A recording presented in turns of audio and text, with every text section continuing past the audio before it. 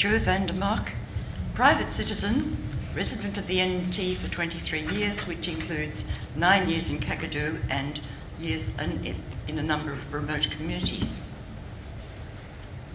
May I begin by congratulating the panel on the comprehensiveness and thoroughness of the report.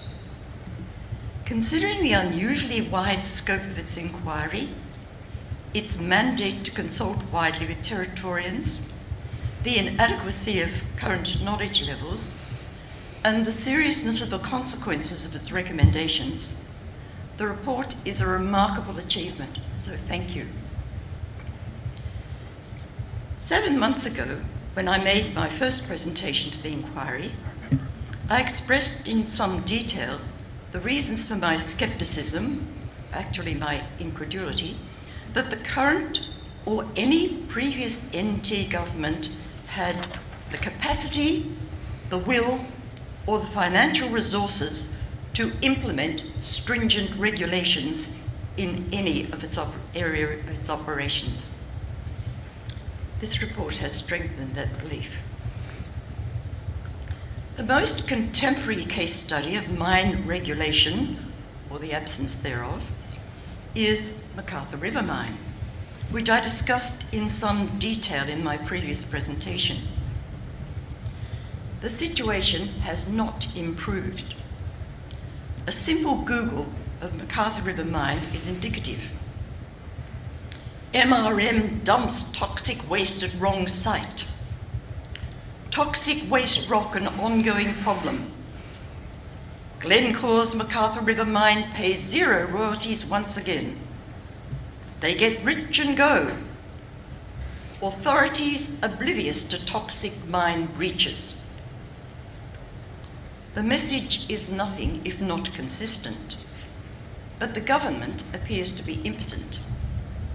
Either it will not or cannot act to stop this outrageous degradation of our environment, curtail the long-term costs to the community, or communicate with and protect the Indigenous landowners, except to advise them 18 months after they first knew of the toxic pollution of their river to limit their consumption of fish to 2 small serves a week. We know that Glencore has not only failed to contribute its due royalties, but is claiming it cannot afford to return the toxic waste to the pits as adequate rehabilitation of the mine demands. Instead, it will be left on the surface to erode its toxic legacy onto the land and into the water every wet season.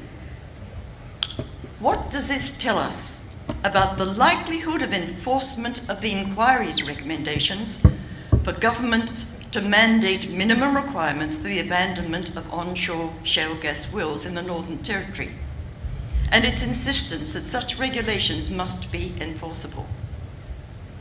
How can this be taken seriously in the light of the NT's abject failure to control MacArthur River Mine in a territory which hosts some of Australia's worst examples of toxic abandoned mines?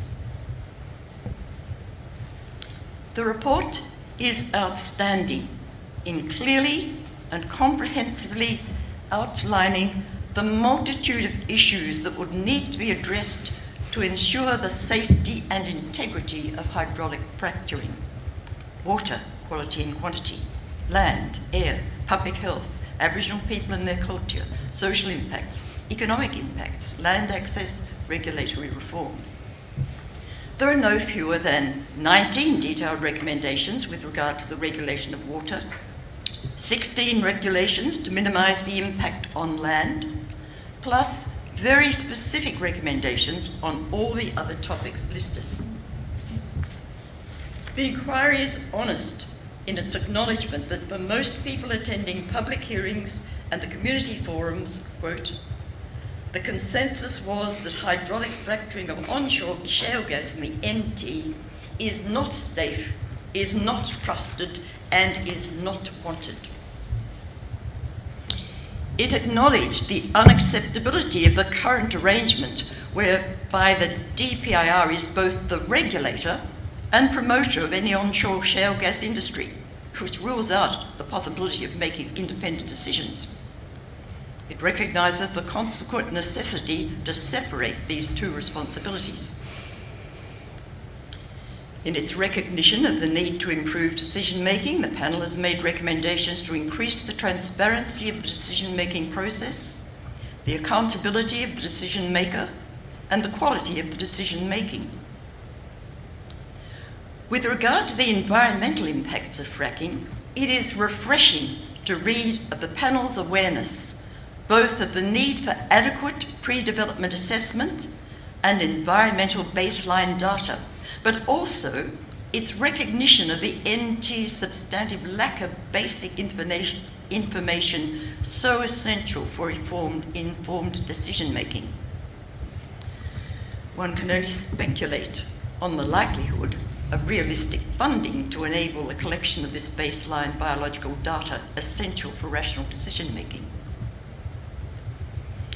Attention has been given to the particular requirements for fair and balanced agreement-making processes for landowners, the impact that the development of any onshore gas industry will have on Aboriginal people, their land, their culture is addressed, while acknowledging the current inadequate communication processes. Of particular interest to me is the section of the report concerning regulation. I'm puzzled by the statement that, quote, regulatory reform is considered by the panel to be a mitigating factor rather than a risk requiring assessment. That is, if the regulatory framework is sufficiently robust in content and implementation, it should, emphasis mine, reduce the risks posed by the development of any onshore shale gas development. At this stage, I wonder why I was bothering to participate at all. Regulatory reform? Where in the Northern Territory is there evidence of the enforcement by the government of any current regulatory regime? What is the basis for the panel's confidence in the above claim? Or is this just a case of the panel whistling in the wind?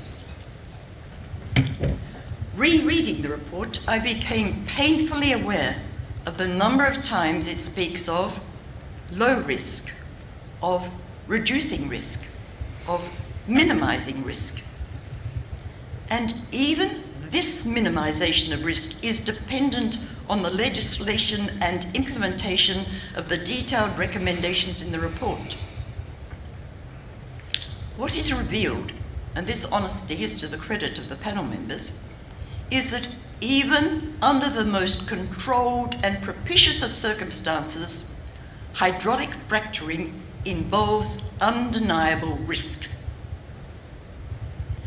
What reason is there for the Northern Territory to take such serious risks to the land, to the water, to our unique biodiversity, to our inheritance, to current and future generations? Do we have the right to force our decisions on them simply for our perceived, highly questionable short-term economic advantage? Why are we still rooted in the mindset of earlier centuries, caricatured as if it moves, shoot it, otherwise cut it down, dig it up and ship it out? Do we have the right to jeopardise the next generation's options to participate in the new industries of the 21st century? No wonder the respondents don't trust politicians whose vision is limited to the next election. No wonder when our PM, Treasurer and Minister of Resources are still quoting 10,000, 12,000 and 14,000 jobs at the proposed Adani coal mine, despite Mr. Adani under oath in court in India estimating up to 1,200 jobs in the construction stage, but confirming that the mine itself would be 95% robotic. The government's predictions for the jobs that will be created, the federal government's predictions for the jobs that will be created if the NT government only opens up to fracking, are equally fanciful. Nor is the economic modelling commissioned by the panel measuring the impact of hydraulic fracturing on existing industries convincing and is in direct contradiction to the independent modelling of the Australia Institute. What modelling?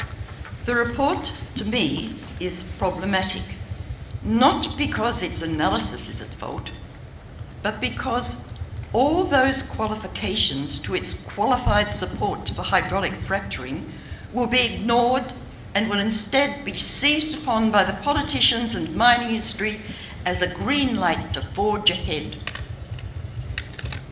There's a major credibility gap, a quantum leap from the report's analysis and detailed recommendations to its final assurance that the conclusion of this inquiry is that the challenges and risks associated with any shale gas industry in the NT are manageable.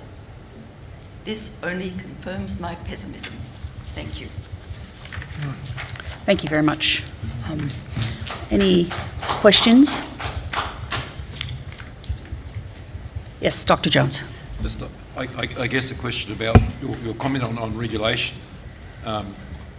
If I take what you said correctly, you're saying that that is actually a risk in itself, which is worth analysis rather than being a mitigation. Is that? Yeah, well, both. I mean, in my previous presentation, which you wouldn't remember, I do actually.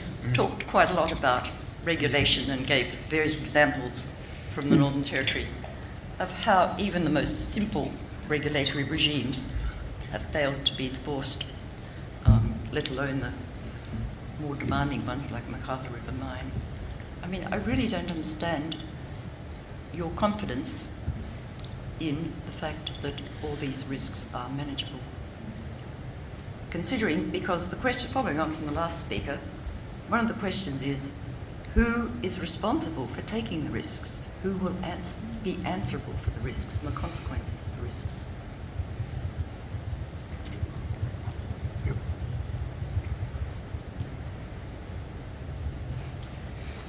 Any further questions?